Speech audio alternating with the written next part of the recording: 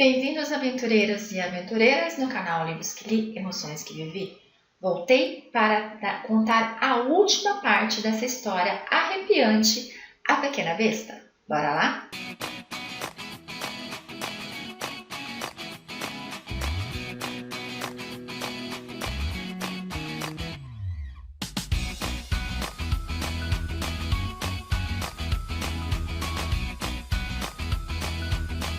Enquanto Esther está no hospital sendo cuidada, o Dylan ficou com o pastor Andrew e ali o pastor começou a conversar com ele, dizendo a ele sobre Jesus, dizendo a ele que ele pode ser curado.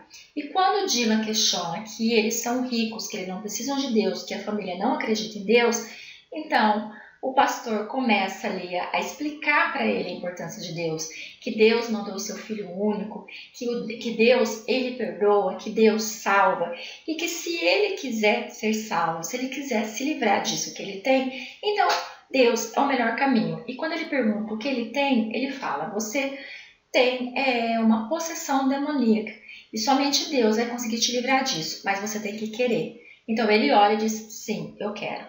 O pastor pega ele e eles vão para a igreja, onde ali eles passam a noite. No dia seguinte, Esther sai contra a vontade da enfermeira, contra a vontade dos médicos, e vai até a igreja para poder buscar Dylan. Quando eles chegam em casa, os pais já estão lá. E quando ela entra com o Dylan, gente, tanto a mãe quanto o pai, eles ficam assim perplexos, olhando aquele menino. O menino parece saudável, o menino parece tranquilo. E quando o Dylan olha para a mãe e corre para abraçá-la, ela o empurra, dizendo que não quer que ele chegue perto dela. E ela avança na Esther, dizendo que a Esther é culpada, como a Esther pode fazer aquilo, que ele devia estar trancado. O marido corre, tira a mulher de cima dela, ela se desvencilha dele e corre para a biblioteca, porque ela tem uma arma. Só que antes dela pegar a arma, o que ela enxerga? Ela enxerga aquele quadro que a Esther pendurou na parede, aonde ela está grávida. Gente, ela fica mais revoltada ainda porque ela queria esquecer que aquele momento existiu. Ela pega a arma e quando ela volta, dando pontapés, que ela foi para cima da Esther, dando pontapés e tapas mesmo, expulsando ela para fora. O marido arrasta ela de novo para o escritório e começa a dizer que não aguenta mais aquilo, que ele precisa contar. E ali ele conta toda a história que ele teve com a Madeleine, que ela queria que eles se separassem, mas que ele acabou dizendo para ela que não ia separar, que ele não podia largar ela, só que ele conta só até essa parte. Porque antes dele contar a pior parte, então a mulher pega e atira nele. Ela sai correndo, vai até a sala e ali ela mira no Dylan dizendo, eu deveria ter feito isso há muito mais tempo. E ele fala, mamãe, não faça isso, eu te amo. Ela atira, só que ela erra. Dylan sai correndo, ela vai atrás dele e novamente ela aponta a arma para ele. E ele olha bem nos olhos dela, fica paradinho e diz, mamãe, estou pronto. Não importa o que aconteça, lembre-se, eu ainda te amo. E nesse momento ela se recordou de quando viu ele a primeira vez, de quando pegou ele a primeira vez. Aquilo ela começou a chorar desesperadamente e acabou atirando mais na própria cabeça. Dylan fica ali desesperado, ele corre para dentro do quarto e fica ali chorando, porque ele não sabe o que fazer. Esther, nesse meio tempo, ela sai sem rumo, ela acaba parando próximo a um prédio e ali ela escuta uma voz que diz, o que você está fazendo aqui? Volte, porque ainda não acabou. Quando ela olha, ela vê novamente aquele rapaz loiro que ela encontrou no hospital, aonde ali, claro, era um anjo dizendo a ela que ela não podia desistir, que ela tinha que ser forte, que Deus estava com ela. E no momento que ele fala, ainda não acabou, volte de onde você veio, ela acaba voltando. Chega lá, tá tudo escuro, tá tudo silencioso e no que ela vai entrando, ela sente alguém pegando o tornozelo dela. Ela grita e quando ela olha, ela percebe que é o Dr. James. Ela acende as luzes e ali ele acaba contando para ela tudo o que aconteceu. Que a própria esposa fez aquilo com ele, ela se matou e que ele tinha que contar para ela o que aconteceu. E ali ele conta não somente a parte da traição, mas como ele conta que ele matou a Madeleine na banheira que está dentro do porão, Por isso que ela não sai de lá. E também ele conta que na noite, gente, arrepia agora, que na noite que a sua esposa Daiane ganhou o filho, momentos depois o filho morreu. E como naquela mesma noite a Madeleine acabou dando à luz a um menino, então ele não teve dúvida. Ele pegou o seu filho morto, colocou no lugar do filho da Madeleine e pegou o filho da Madeleine e levou para sua esposa. Então, quer dizer, gente, Dylan não é Dylan, Dylan é o Joshua, Dylan é aquele menino lá do primeiro livro, a amiga perfeita. Gente do céu, ele não é quem ele diz que é, só que ele não sabia. E nisso que ele conta tudo, aí ele pergunta para Esther se o Deus dela perdoaria uma alma arrependida. E ela diz que sim, que Deus perdoa sim. E ela pergunta, o que vai ser dele agora? Aí ele pede para ela pegar uns documentos no cofre, e ela pega, né, o cofre está aberto, então ela pega e ele assina dizendo, a casa é sua, a minha riqueza é sua, mas eu te peço, acabe com ele. E ela fala, não, ele precisa de Deus e eu vou ajudá-lo. No que está aquela confusão toda, porque ele acaba falecendo ali nos braços dela, então acaba entrando ali a Christie para saber o que aconteceu. E ela perguntou, eu achei que tinha acontecido alguma coisa com você. Ela falou, não aconteceu nada comigo. Nisso já chega a ambulância, mas aí vê que tá todos mortos. E ela fala, foi ele que os matou, né? Ela fala, não foi. Ele fala, não, foi eles que o matou. Não foi. E aí ela fala, tá na hora de você saber umas verdades. E aí ela conta tudo. A sua filha foi morta por James no porão dessa casa, dentro da banheira afogada. E ele pagou os legistas para dizer que foi suicídio. A sua filha foi culpada porque ela foi atrás de coisas malignas para poder separar essa família. Mas pense bem, você fala que ela fez isso por amor. Ela não fez por amor. E se ela tivesse conseguido separar eles, ela também seria abandonada por outra mulher. Então, ele não tem culpa. E outra coisa, ele é o seu neto, porque ele foi trocado na maternidade pelo Dr. James. Aquilo ela fica perturbada e ela acaba saindo de casa. Vai para a casa dela para repensar tudo aquilo, porque ela não consegue acreditar que aquele menino é realmente o seu neto. A Esther ela vai à procura de Dylan e ali ela o encontra. Ele está chorando, tremendo e pergunta, é verdade o que você disse? Eles não eram meus pais? Ela fala que sim e que a partir daquele momento ela vai cuidar dele e eles vão ficar juntos. Passa-se 2 anos, aonde ela realmente cuida de Dylan. Ela cuida dele, ele volta para a escola, então as coisas estão caminhando. Ele vai para a igreja, porque ele está ali, né, com o pastor, está com ela, e ele está uma criança calma, ele está uma criança tranquila. E Esther, ela está super feliz. Ela voltou a estudar, porque ela tinha parado esse período de tempo muito conturbado. Ela voltou a estudar. Ali ela conheceu um rapaz bacana. E um dia ela estava em casa e ela ia no cinema. Então acabou vindo o namorado, enquanto ela estava se arrumando, o namorado ficou conversando com o Dylan. Quando eles saíram, ele falou, quantos anos ele tem? Ele falou, tem 12. Falou assim, nossa, mas ele parece ter 20, porque ele é um garoto muito esperto, um garoto muito maduro. Só que ele não é normal, ele tem algum problema. Ele falou, não, ele não tem problema nenhum, ele é uma criança comum quanto outra qualquer. Falou, não tem. Você sabe que eu estou me formando, né, em psiquiatria. Pode parar. Não vai falar mal do Dylan. O Dylan, ele precisa de Deus, ele tem Deus, ele é uma criança comum. Falou, olha, ele não é o que parece. Aí ela falou para ele não continuar com aquilo, ele falou, tudo bem, mas fique de olho. No dia seguinte, durante a noite, então ela acabou levantando, passou pelo quarto de Dylan, a porta estava aberta e o Dylan não estava na cama. Ela desceu, a porta da frente estava aberta. No que ela olhou, não viu ninguém, ela fechou a porta e voltou. No que ela voltou, a porta do Dylan estava fechada do quarto. Ela abriu, o Dylan estava lá, dormindo. No dia seguinte, ela perguntou para ele se ele havia abrido a porta. Ele falou, não, por que eu abriria? Ela falou, não, acho que foi coisa da minha imaginação. Eles estavam assistindo a TV e aí eu vi um noticiário dizendo que as irmãs gêmeas que haviam desaparecido há algum tempo, não apareciam, não tinham notícias sobre elas. E aí ela pergunta para ele, Fala assim, nossa, suas amigas ainda não apareceram? Ele falou, elas não são minhas amigas, eu mal conheço elas. Falou, tudo bem. O Dylan vai para a escola, então ele se mostra assim, gente, assim, o melhor aluno. Ele é tudo, ele faz tudo melhor do que os outros, em tudo que ele faz.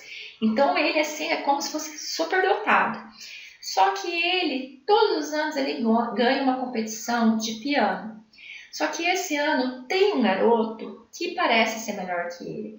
E os amigos acabam dizendo, né, que esse ano vai ter um ali que vai concorrer diretamente com ele e que ele corre o risco de perder, porque o menino é muito bom. Ele não gosta do que ouve e vai para casa.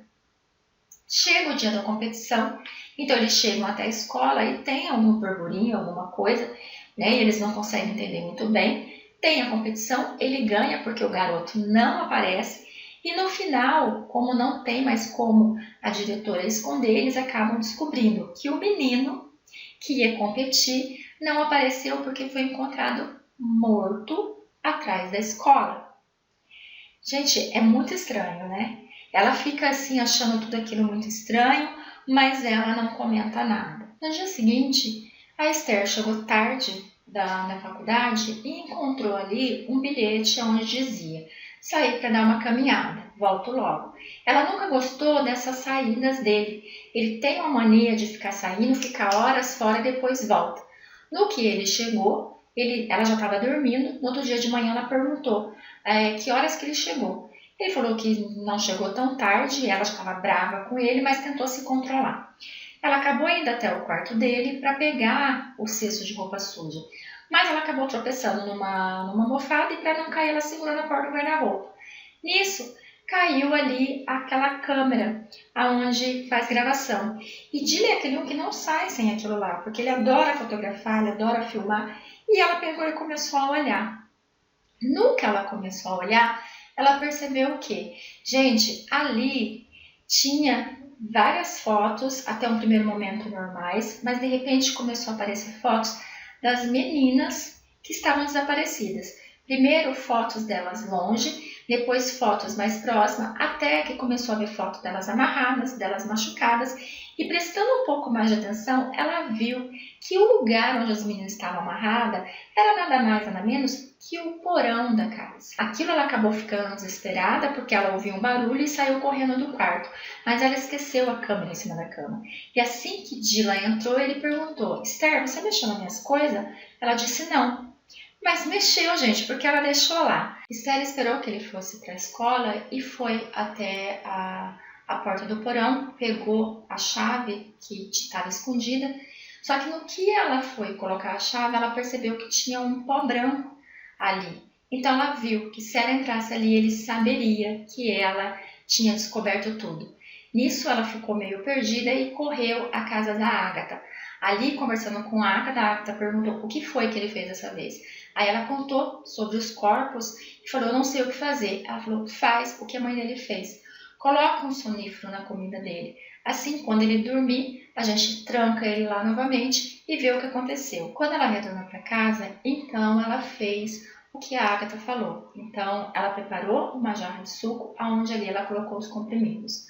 Quando o Dylan chegou, então eles foram almoçar, mas ela viu que ele, em momento nenhum, tocou no suco.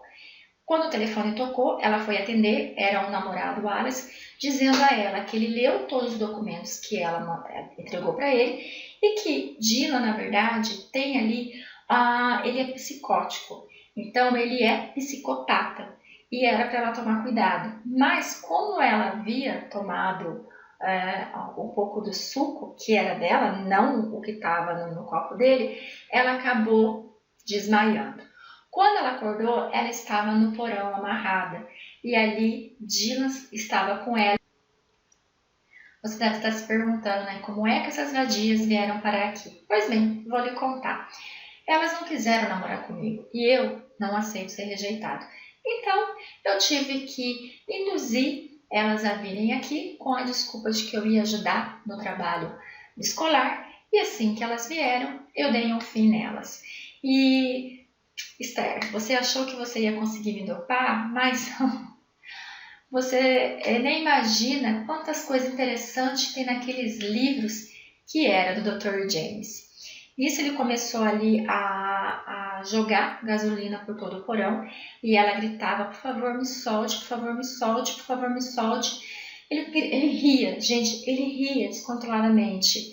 Ah, pode gritar, ninguém vai te ajudar. Ela, pelo amor de Deus, isso, pede para o seu Deus, quem sabe ele vai te ajudar. De repente ele te ajuda. E nisso ela se lembrou de quando a Cristi falou para ela: um dia você vai se arrepender de soltar essa besta.